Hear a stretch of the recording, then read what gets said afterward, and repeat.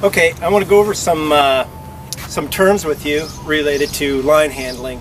And first of all, I want to point out that this isn't rope, this is line because it's on a boat. Okay, so now a couple terms I would need you to be familiar with. One is for a piece of line, you have the standing end, and that's the end that's connected to something on the boat. In this case, it's made fast to the pin rail, or it can be made fast to a piece of rigging up aloft. So you got the standing end, as opposed to the opposite end is the bitter end, or the working end, and that's the end that's not connected to anything. So standing end, bitter end, and then if you had a turn in the line like that, that's what we refer to as a bite. So a bite of line is when it's looped back on itself like that. So this is the bite. Also, there is what we call a round turn. And so if I were to take this line and wrap it around something like this post here, this would be what we would call a turn. We've taken a turn around this stanchion. Now a full round turn would be if I go around like this. So if you look at it, there's actually one full loop around here. So that's what we call a round turn. Round turn, and then this is a turn.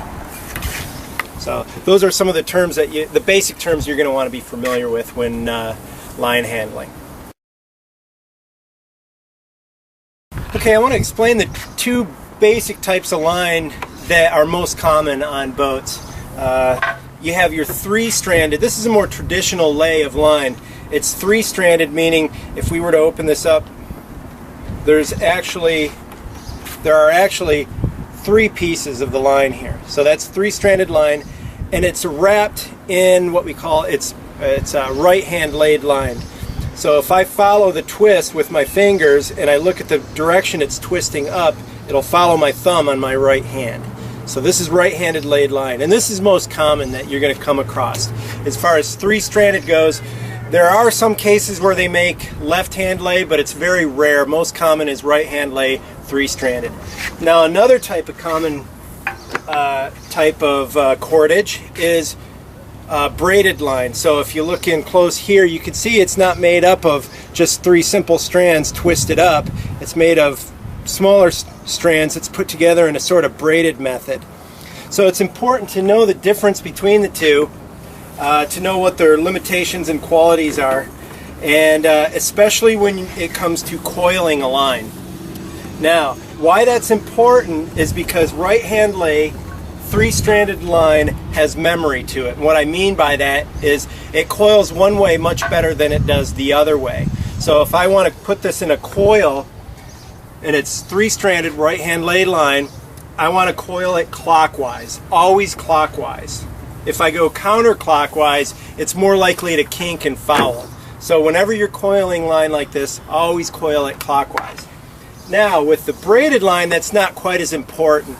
I generally just coil it clockwise out of habit, but really if I coil it counterclockwise, it doesn't suffer kinkage any worse one way or the other. So it works either way. So that's one of the advantages of the braided line. So you can coil it one way or the other.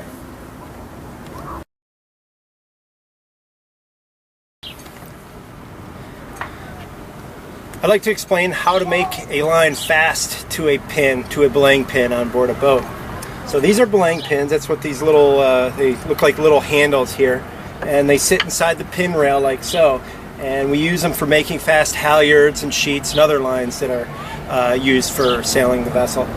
But first, the thing that you have to take a look at when you're going to make the line fast is where the standing end is coming from. So this line right here, it's coming from down below rather than from up top. So that's important to know, because you don't want to bring the line underneath the pin like this to make it fast, because that's not going to do anything for you. It's just going to pull right off the bottom. So in order to get a nice amount of friction, you have to bring it up over the top, just like that. So that's the first thing you want to keep in mind.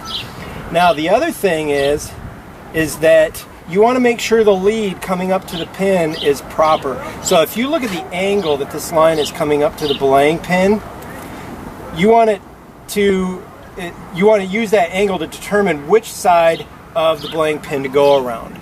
So for example, if I were to make this fast here, that would be considered a foul lead. And the reason why is because if I try to make this fast, I've brought it up this way here, it makes it really difficult to make this fast because I got to push this aside like that. Okay, so that's a foul lead. So you bring it this side so it comes right up, and it leaves me plenty of room here to make the line fast. So that's another important thing. So in this situation where it's coming up from the left, I go around this direction.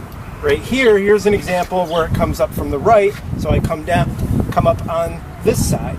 So both circumstances, the line comes up from the deck and goes around the top first.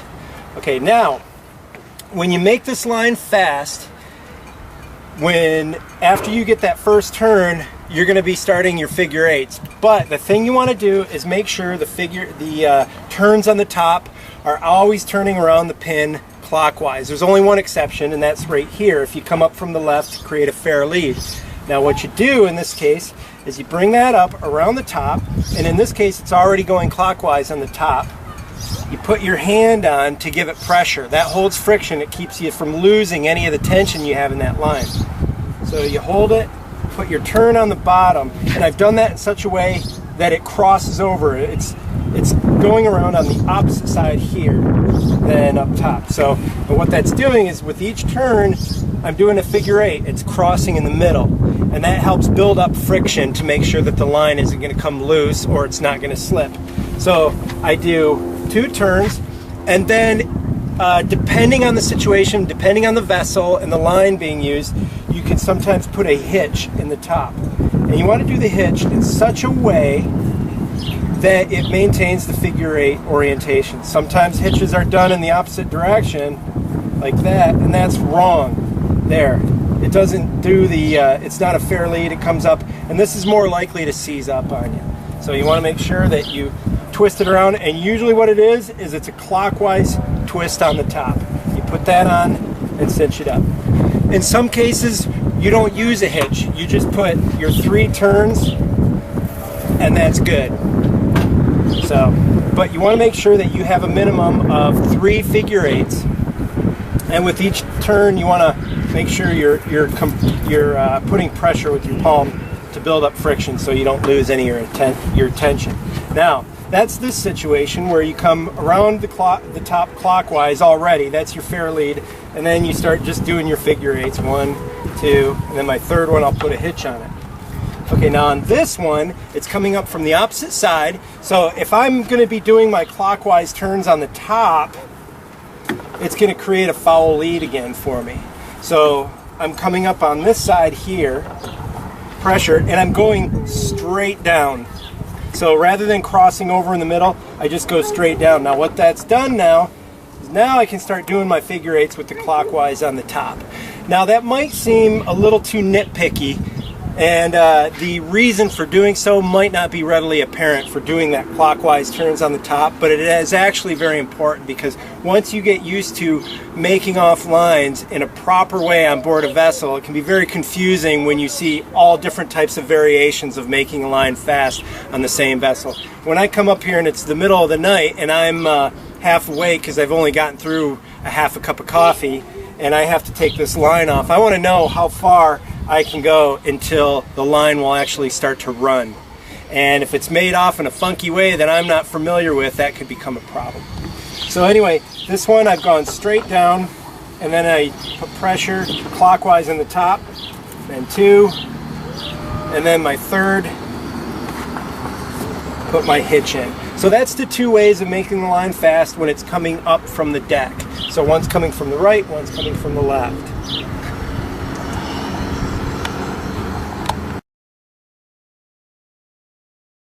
So this is making fast a line when the line is coming down from aloft, from up top.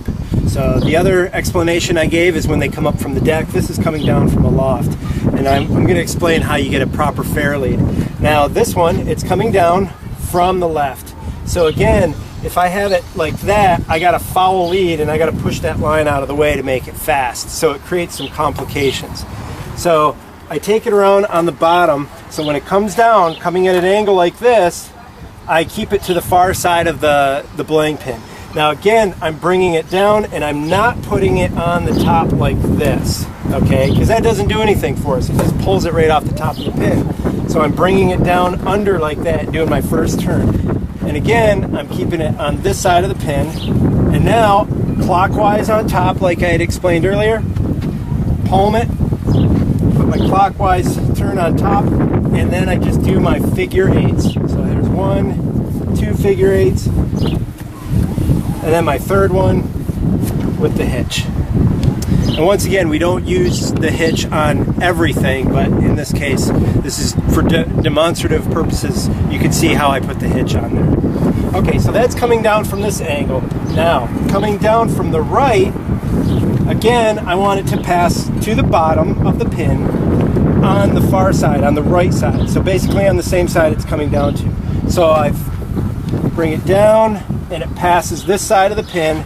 Now, because I want to do my clockwise turns on top, I bring it up over. So instead of crossing in the middle, I've gone straight up like this.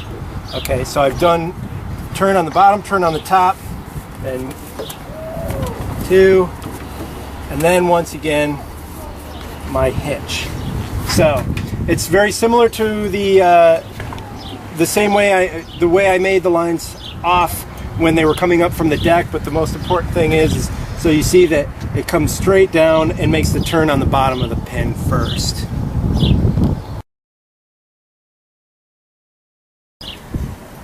So what I'm going to explain here is a general way of making fast to a cleat. Now we have multiple cleats on board the boat, and there are some that involve special circumstances, but the general way to make fast to a cleat, I'll explain here. Now usually if a cleat, one that's oriented like this, the pull is going to be horizontal to where the cleat is mounted. So it's not very often you do a vertical pull down to the cleat. Now once again, there are certain circumstances where there's an exception, but for the general way of making fast a cleat, it's for horizontal pull.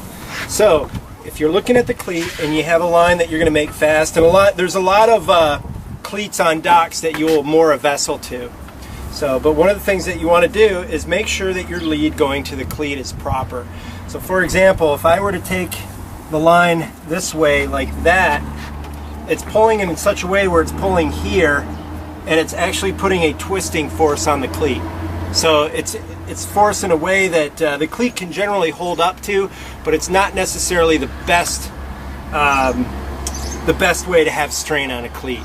So the best way is if you bring it parallel to this direction, like so, and then you take one turn around the base of the cleat. And the reason why you want to take one turn like that is because when there's strain on this line, it's pulling at the root of the cleat. It's not putting unnecessary strain on the two horns of the cleat. So if I had a line I wanted to make fast and it came down and I just put a turn like that around the horn right here, then it's also putting strain on this part, and this isn't as strong as right here at the base. So that's generally why you want to take a turn around the base, and then you can do your figure eights. And again, it's similar to making fast to a belaying pin. So if you were to think of this as a belaying pin laying horizontally, so again, you just do 1, 2, and get a little bit more line here. So I got my round turn, I go 1, 2, 3, and then you may put a hitch on it, or you may just leave it as it is. So again, it's the figure eights, but the most important part is make sure that the lead going to the base of the cleat is proper, and you get a round turn at the base of the cleat. So that way the strain is right down here where there's the most strength, and it's not on the horns as much.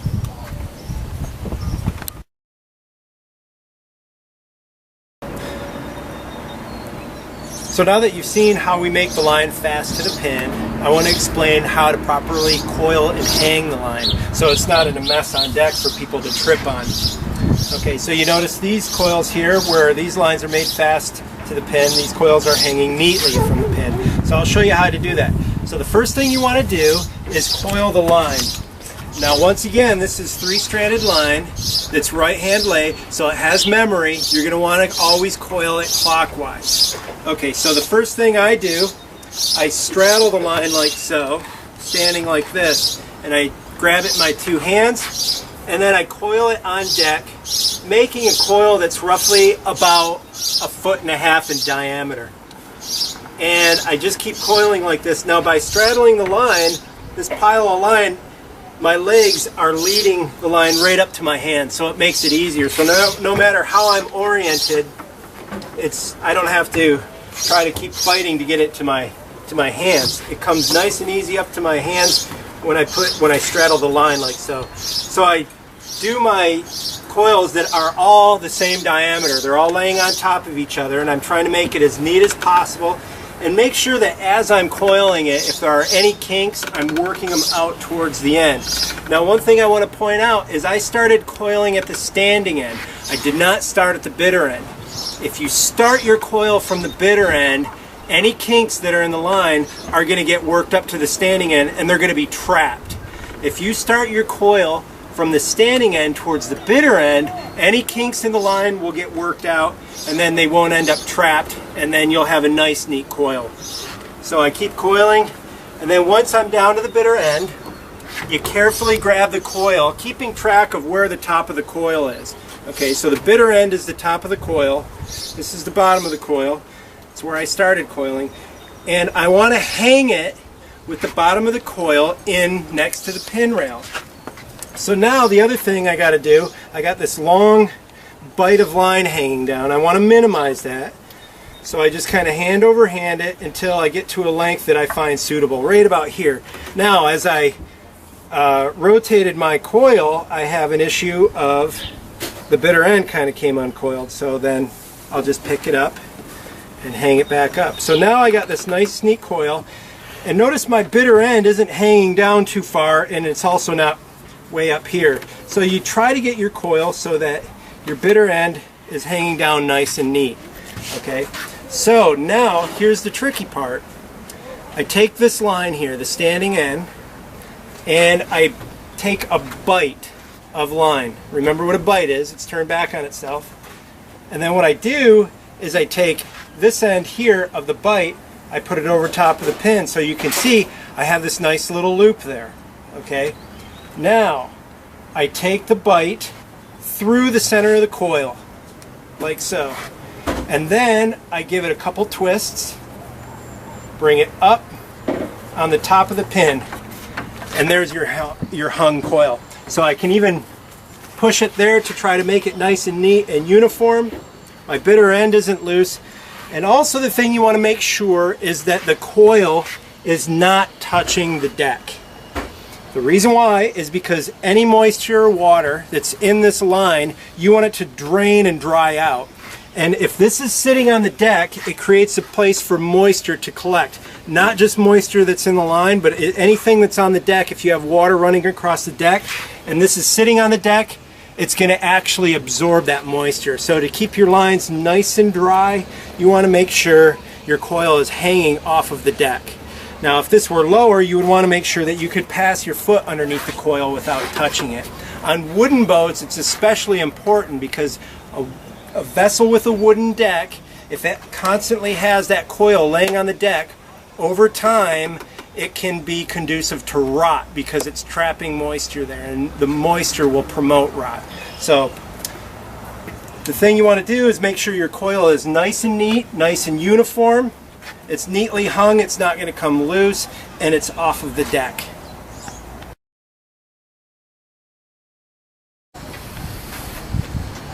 Okay, now I want to show how to properly release tension from a line, and I'll start with the line that has a coil hanging on its pin. So here we are, we have our coil hanging on the pin, and we actually want to slack this line off here. So we can pretend that this is a halyard and the sail is set on this line here. So what I'm going to do is first remove the coil. Now, when you take the coil off, you want to do it carefully because you don't want it to land in a big mess and it becomes a bird nest and it's more likely to tangle. So what we're going to do is carefully remove this coil. Now, one thing I want to point out is once again, the bottom of the coil, or I should say the bitter end of the coil, is facing inboard. The standing end is facing outboard, okay? So that's important to know when we're going to be slacking this line. So I'm going to take this coil off, and I'm being really careful that it doesn't tangle. I take my turn off, and now I'm carefully laying it on the deck. You lay it on the deck with the bitter end down. So just like that, and I've done it nice and neat. So the standing end now is on the top, the bitter end is on the bottom. The reason we do that is because if this line is going to run, we don't want it to run from the bottom of the coil. We want it to run from the top. So that's why when we take it off, we lay it down with the bitter end on the deck. Okay, so now we're ready to release this line. We want to release some strain off the line. So you want to do it very carefully. First thing you want to do is be aware of how much strain is on the line. Right now there's not a lot of strain, but some of the lines, like this one for example, this is actually supporting one of our spars. There's a bit of strain on that. It feels a little bit more like a guitar string. So you want to check that before you cast anything off. Okay, so the first thing you do is you remove your hitch if there's a hitch. Okay, so now I got 2 turns, and it should be able to hold that any amount of strain with the 2 turns. Okay, now before I take any more turns off, I'm holding the line with this hand, and as long as I'm putting tension on that line, it's keeping enough friction to keep this from pulling it around the pin. Okay, so I'm holding it here, and you don't want to hold it in close, because if it does start to run, it can grab your fingers, and it could be rather painful. You could get a rope burn or even some fingers crunched. So you want to hold it back here. A good foot usually is a rule of thumb. Depending on the size of the line or the amount of strain, you may even hold it back farther than that. Okay, so before I take any turns off, I'm going to palm it, okay, because that way I'm less likely to lose control. When I palm it like so, it keeps friction on the line, and it allows me to take that turn off. So then, once I got that turn off the bottom, I'm holding tension here, and I can even walk my hands up. What you don't want to do is let go. Okay? You want to make sure that you haven't taken your hands off the line. Something I see people doing from time to time is where they just take it off and they just let go of it like that. And I actually saw someone almost lose fingers doing it that way one time. So just make sure you palm it, take a turn off, keeps tension, always keep a little bit of tension there, walk your hands up, palm it, take a turn off, take tension, and just keep doing that. When you get down to 1 turn like this, or 1 turn on the top, 1 turn on the bottom, you don't want to take anything else off until you start to release some of the tension here. You keep it in your hand, so if it starts to run, all you do is lay back on it. And once again, you keep your hand back about a good foot. So you start to give it a little bit of slack, and if it doesn't pull any, well, then you can start to take another turn off. Now be careful, because sometimes these settle in and they get sticky. So it might seem like it's holding, and then all of a sudden it'll pop on you and start to run. So I just keep doing that, and I get down to 1 turn here, and I can start feeding slack. It's not pulling, so I palm, take a turn off, like so. And now I'm down to here. I can walk my hands up a little bit, give it some slack. It's not running, so now it's free to go. So it's just make sure that you're aware of how much tension is on the line, and make sure you handle it in such a way that you're not going to lose control of it. And the best way to not lose control is by using friction to your advantage. And you do that by keeping tension here, by pulling away from the pin, and also by palming. So using those 2 techniques together, you can carefully remove tension off of the line on the pin without it getting away from you.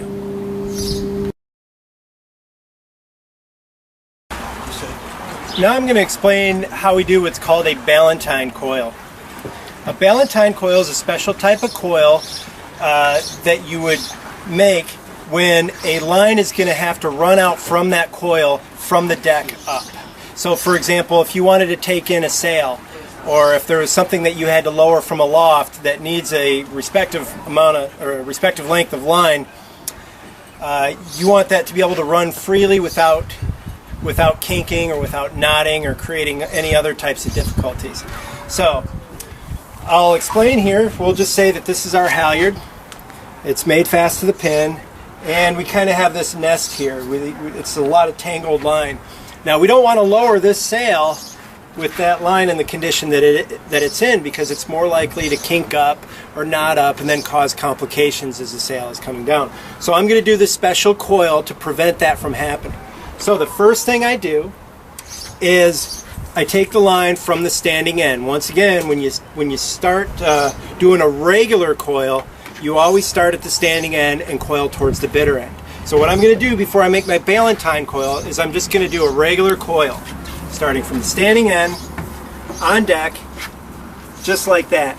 And the reason I'm doing this is because I'm trying to work out all of the kinks in this line, just like that. And because I'm starting at the standing end, working towards the bitter end, all of these twists and kinks are going to work out towards the bitter end of the line. So right there you can see there's actually a kink that's worked in the line. So I can shake that out, and rather than getting trapped here, it shakes out of the bitter end of the line. So there I have my nice coil. Now I do that coil just like as if I was going to hang it on the pin here, but because I'm getting ready to lower the sail and this line's going to run out, I'm going to do my Ballantine coil. So I did the regular coil to work out all the kinks. Now the reason why is because a Ballantine coil, you have to start with the bitter end. And I'll explain that here when I do the Ballantine coil. So the Ballantine coil, you start out doing one big circle, and now you do 3 overlapping smaller circles, just like that. Okay, so it makes a really pretty design. So that's the shape of the Ballantine coil. Now, you notice I started with the bitter end rather than the standing end. And that's because this line is going to run from the top of the coil. If I would have done it with the bitter end on top, this would run from the bottom of the Ballantine coil, and that could create some real problems with the line getting caught on itself and tangling. So I started with the bitter end, working towards the standing end. I don't have to worry as much about kinks because I already worked it out doing the regular coil. And now I'm doing my Ballantine coil, and it's going to run from the top of the coil. Now, if you did the Ballantine coil with the bitter end on top, in some cases you can flip a coil over, and then it can run from the top. But in this case, you can't do that with the Ballantine coil. When you coil it on deck, it's very difficult to move without disrupting the way the lines are layered. So I just continue doing these 3 overlapping hoops, like so, until I get to the end. So now, when this line runs free, if I'm lowering the sail and this line's running out, it can run, even with a respectable amount of velocity, it can run out without tangling at all. And it's all because of those 3 overlapping coils that you see. There's the 1, the 2, and the 3 are all laying on top of each other in the order that they're going to run out. If this just was a regular coil, those turns can fall down inside of the ones underneath it. And then when the line runs, it can get caught on those other coils, and then it will be more likely to tangle. Whereas because of the Ballantine coil being layered, it's layered in the proper order that it's going to run out. So that's the purpose of the Ballantine coil.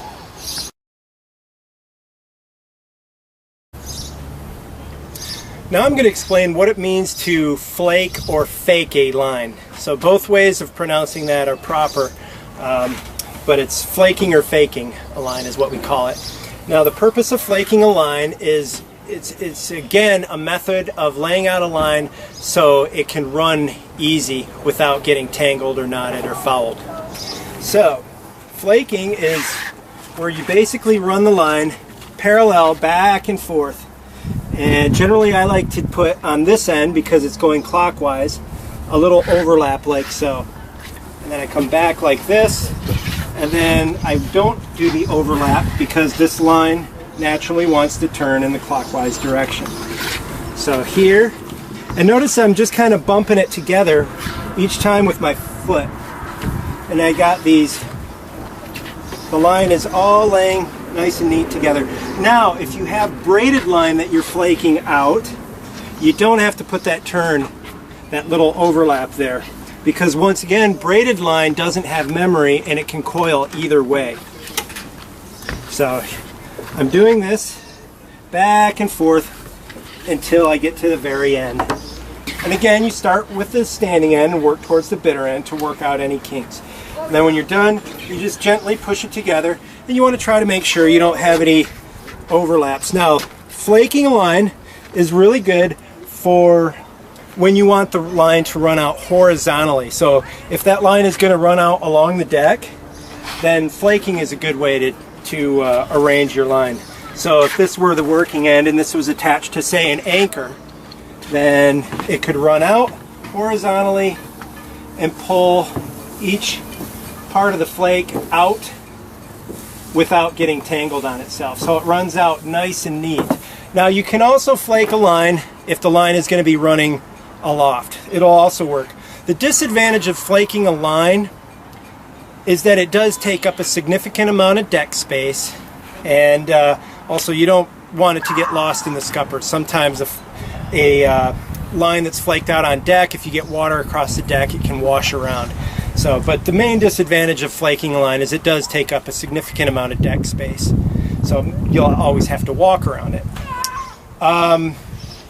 Ballentining a line, which is the coil I explained earlier, you don't want to use that for a line that's running horizontal, because then the ballentine coil is better for when the line's running from the top, not horizontal. It's more likely to foul if you use a ballentine. So that's what we use flaking line for, is generally when the line is running horizontal to the deck.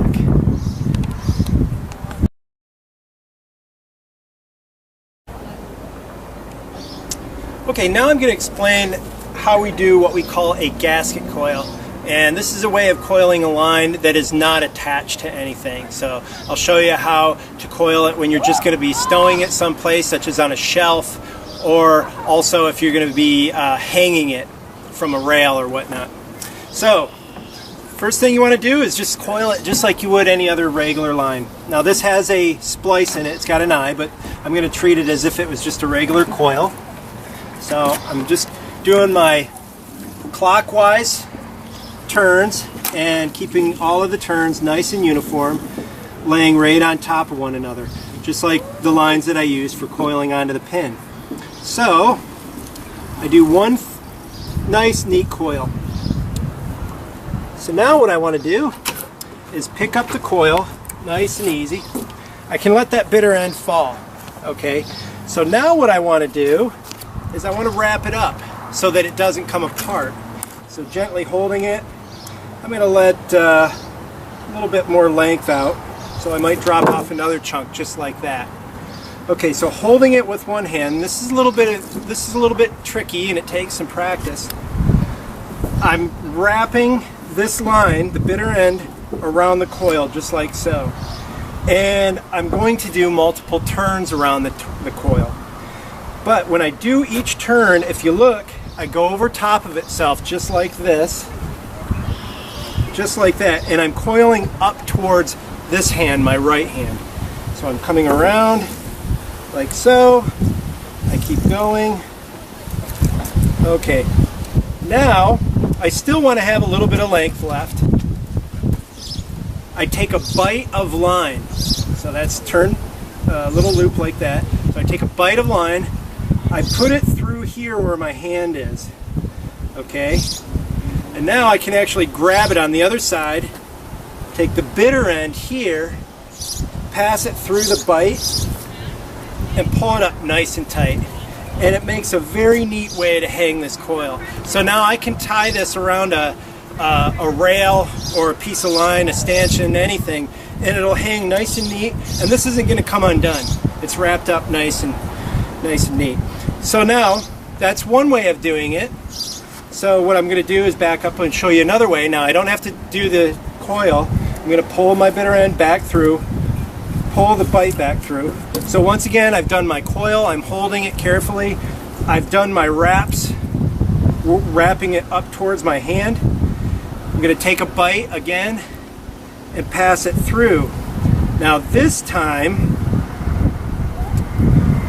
pull the bite through, and I'm not going to pass the bitter end through. I'm going to put the bite over top of the whole coil, just like so. So I pulled the bite through, putting it over top of the coil. It's a little tricky because you got to work your hands around it.